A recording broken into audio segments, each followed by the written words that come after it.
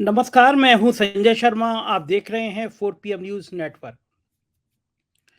मेरा थंबनेल देख के आप चौंके होंगे। बहुत दर्द के साथ ये वीडियो बोल रहा हूँ आज मैं। और जो मोदी जी ने, आज मैं सीधा-सीधा नाम ले रहा हूँ, मोदी जी आपने जो मुल्क बना दिया, इस मुल्क की कल्पना मैंने कभी की नहीं थी। और नफ़रत की खेती बोते-बोते आप यहाँ तक देश को ले जाएँगे, लोगों को इस हद तक हैवान बना देंगे, ये कभी कल्पना नहीं की थी। आपको मैं दोष इसलिए दे रहा हूँ कि 9 साल से आप इस मुल्क में हैं। आप प्रधानमंत्री हैं इस मुल्क के। ज़िम्मेदारी आपकी है इस मुल्क को बचाने की। घर के मुखिया ज़िम्मेदार होता है कि घर का आंगन ठीक रहे, घर के बच्चे ठीक रहें, उनमें प्यार रहे। आज जो तस्वीर मैंने देखी है, मैं इस वीडियो को बोलने से पहले अपने आप को बहुत संयत किया। मुझे रोना आया, शर्मिंदगी हुई कि मैं एक मुल्क में रहता हूँ। मुझे आज अपने मुल्क पे शर्मिंदगी हुई, मुल्क के नाम पे शर्मिंदगी हुई, जिस मुल्क के लिए मैं जान दे सकता हूँ। चैलेंज दे रहा हूँ, मैं किसी भी भक्त को चैलेंज दे रहा हूँ कि इस मुल्क के लिए जितना मैं कर सकता हूँ, उसका 100वां अंश भी वो नहीं कर सकते। मैं इस मुल्क को बचाना चाहता हूँ। मैं इस देश को बचाना चाहता हूँ। और जो तस्वीर मैंने देखी है, उस तस्वीर को बाद में कुछ शब्द बचते नहीं हैं मेरे पास। और मैं आप लोगों से कहना चाहता हूँ, अगर इस तस्वीर को देखकर अगर आपकी आँखों में आँसू नहीं आ जाते, तो आप ये मान के चलिए कि आप इंसान बचे नहीं हैं। आपको एक ऐसे जानवर के रूप में बदल दिया गया है, जिसकी आप कल्पना नहीं कर सकते। एक कविता है सर्वेश्वर दयाल सक्सेना की, पहले मैं वो कविता आपको सुनाता हूँ, फिर बात करूँगा क्योंकि बहुत दर्द भरी बात मुझे आज आपसे करनी है।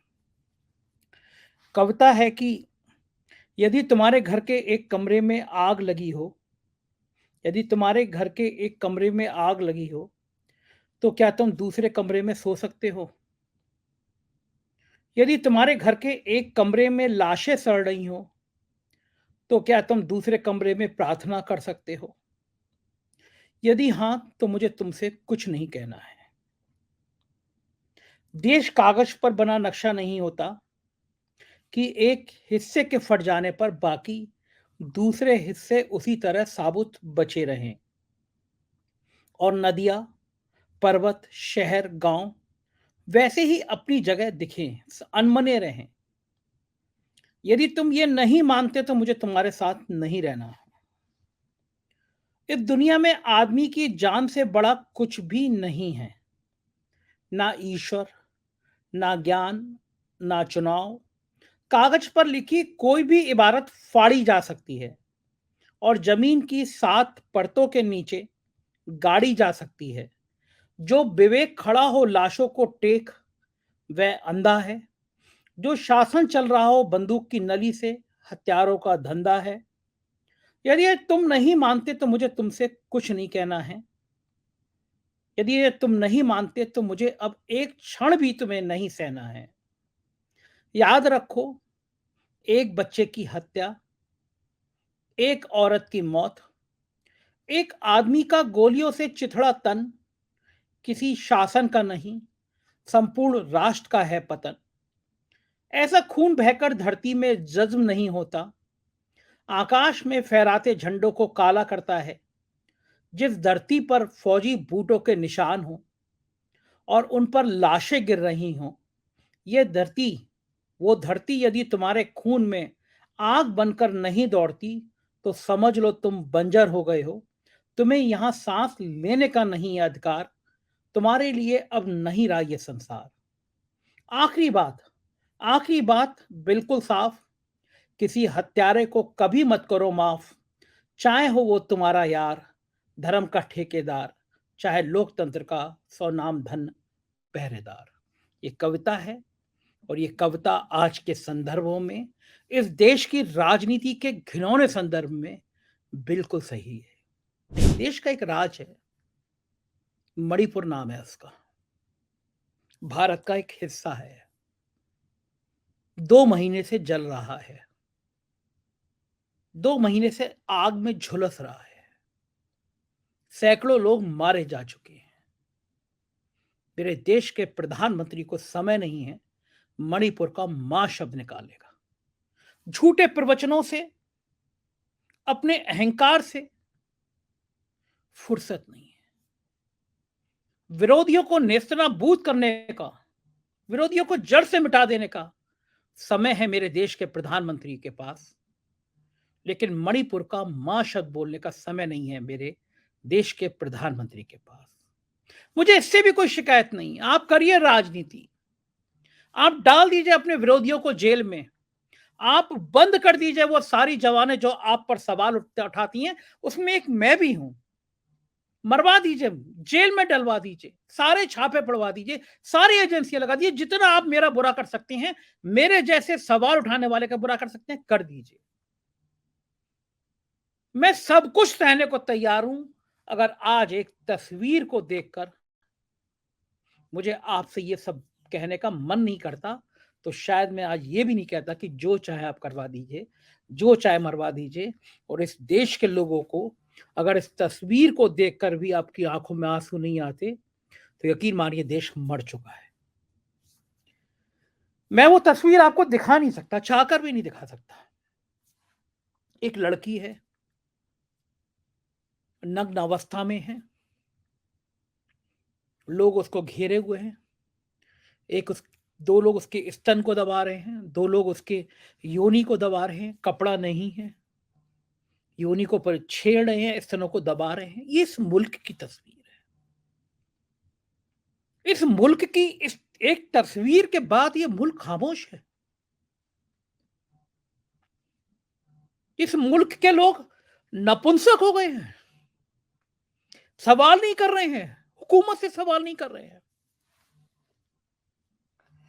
हुकूमत से नहीं पूछ रहे हैं कि इस देश में एक लड़की के संग ऐसा वहशीपन का व्यवहार आप कैसे कर सकते हैं। लोग सो जा रहे हैं, नींद आ जा रही है। ये आजादी का अमृत काल है। ये विदेशों में जाके भारत के मान बढ़ाने वाली तस्वीर है। इस देश की इतनी घिनौनी तस्वीर कभी आपने देखी? कैसे इस देश में एक लड़की को सामूहिक रूप से घेर कर बाजार में उसके कपड़े फाड़ के उसके संग, उसके शरीर के अंगों के संग ऐसा खिलवाड़ किया जा रहा है।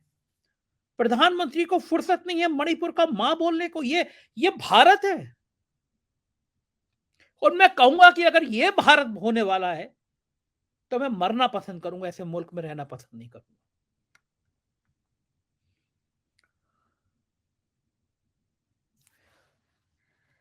मैं ऐसे किसी मुल्क में रहना पसंद नहीं करूंगा जहां पे किसी महिला के कपड़े फाड़ दिए जाए, भीड़ उसके नग्न अवस्था में स्तन दबाए उसकी योनियों को छुए। मैं वो तस्वीर नहीं दिखा सकता आपको।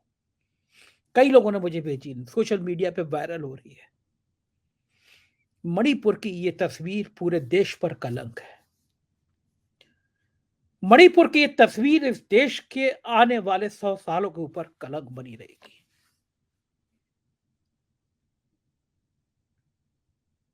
आजादी के अमृत काल पे ये धब्बा बनी रहेगी। प्रधानमंत्री जी, अच्छा हुआ आपकी कोई बेटी नहीं है। बहुत खराब शब्द कह रहा हूं।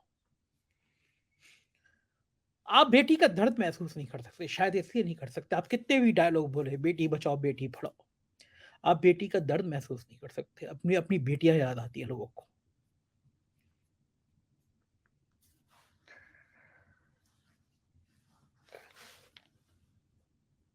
क्यों नहीं जा रहे मणिपुर? आपकी सिक्योरिटी को डर है, आपको कोई मार देगा वहां पे। अगर वहां पे 50 सीटें लोकसभा की होती, तो आप सुबह दोपहर शाम 3 टाइम नहीं जाते? क्या वो भारत का हिस्सा नहीं है? वो 100-200 लोग जिनकी जान चली गई, उनकी जिम्मेदारी आपकी नहीं है? आप इस मुल्क के कैसे प्रधानमंत्री हैं जो मणिपुर का मां नहीं बोल पा रहे हैं? आप जाना तो छोड़, वहां की एक शब्द बात नहीं कर पा रहे, कैसे प्रधानमंत्री हैं? आप किस मुंह से कहते हैं आपका 56 इंच का सीना है?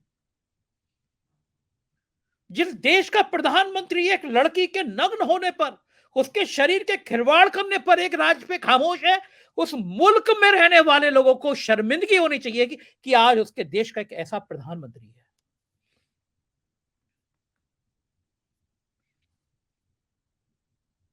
इस देश की आधी आबादी का सवाल है। इस देश की आधी आबादी की इज्जत का सवाल है प्रधानमंत्री जी। जिस मुल्क में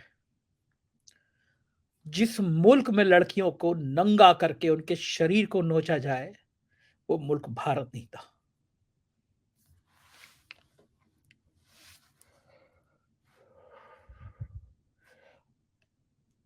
आपने आपने लोगों के दिमाग में इतना जहर भर दिया है, लोगों के दिमाग को इतना तेजाब में बदल दिया है कि ये मुल्क भारत नहीं रहा।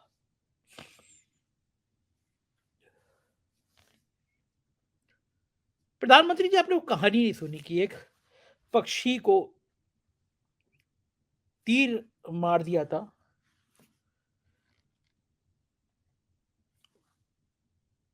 राजा के पास गए, राजा ने कहा कि बचाने वाले का हक हमेशा ज्यादा होता है।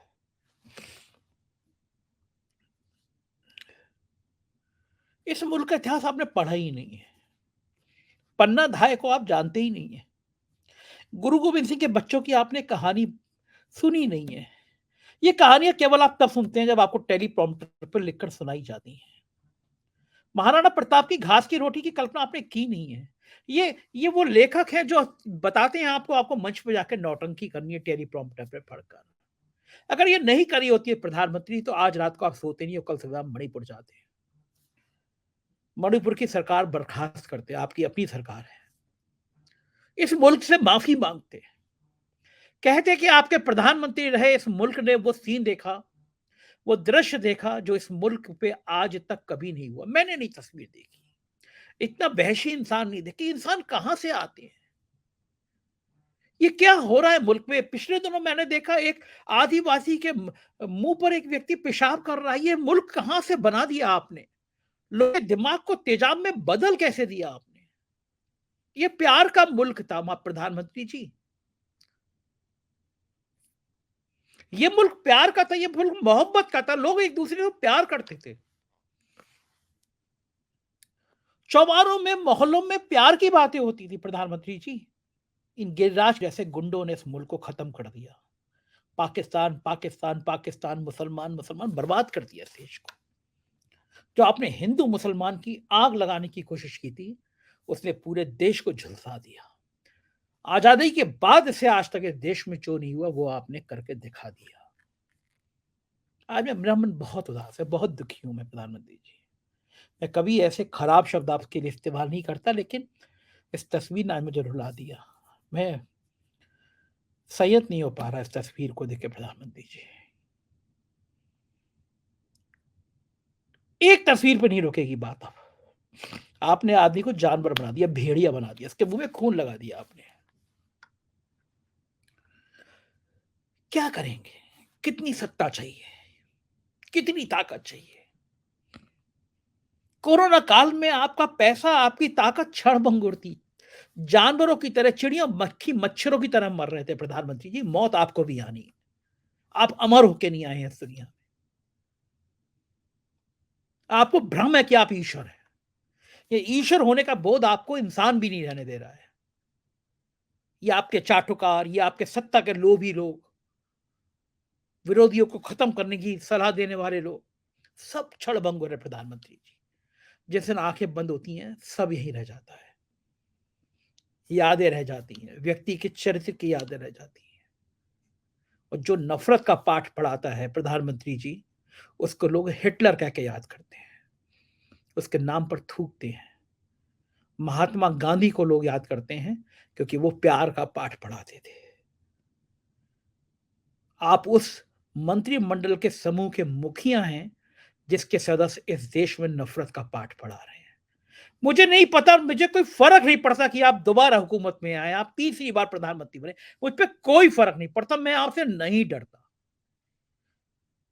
सवाल आज कर रहा हूं, कल करूंगा, आपकी जगह कोई और सरकार होगी, किसी और पार्टी की होगी, कोई और प्रधानमंत्री होगा, उससे सवाल करूंगा। पत्रकार हूं, मेरा काम सवाल करना है। मैं आपकी चरण वंदना, सत्ता की चरण वंदना नहीं कर सकता। और सवाल छोड़िए, किसी ऐसी लड़की की तस्वीर सामने आ जाएगी तो शायद मैं आपको गालियां दूंगा, क्योंकि आप इस मुल्क के मुखिया हैं, जिम्मेदारी आपकी है। लोकतंत्र को बचाने की जिम्मेदारी आपकी है। किसी लड़की के शरीर के कपड़े सार्वजनिक रूप से ना फाड़े जाएं, उसके शरीर से छेड़खानी ना हो, ये जिम्मेदारी आपकी है प्रधानमंत्री जी। अफसोस आप इस मुल्क को समझ नहीं पाए। आपने जो मुल्क बना दिया प्रधानमंत्री जी, मैंने सोचा नहीं था। अब मैं माफी चाह रहा हूं। अब इससे आगे मैं कुछ बोल पाने की स्थिति में नहीं हूं। आप मेरे दर्शक हैं, बस इस दर्द को, उस लड़की के दर्द को महसूस करिए आज रात को। उसके परिवार के दर्द को महसूस करिए आज रात को। मैं बोल पाने की स्थिति में नहीं हूं, इसलिए मैं आपसे माफी चाह रहा हूं, वीडियो को खत्म कर रहा हूं। लेकिन शायद पिछले कुछ सालों का सबसे दर्द की रात है। मेरे मन मस्तिष्क में उस फोटो को देखने के बाद मैं नहीं रुक पा रहा हूँ। और शायद इस दर्द को मैं ज़िंदगी भर महसूस करूँगा कि मैंने एक ऐसे मुल्क में जन्म लिया था, जो मुल्क बहुत अच्छा था, और नफ़रत की आग इस मुल्क को यहाँ तक ले आई कि एक लड़की के शरीर पर कपड़े नहीं होते हैं और भीड़ उसके स्तनों से छेड़खानी कर रही है। क्षमा करना मेरे देश, इस मुल्क के इस हालत के लिए कहीं न कहीं हम सब ज़िम्मेदार हैं, जो हम खामोशी से सब देख रहे हैं और हमारे साथ, हमारे बच्चों के साथ रोज़ ऐसे बलात्कार हो रहे हैं। अलविदा।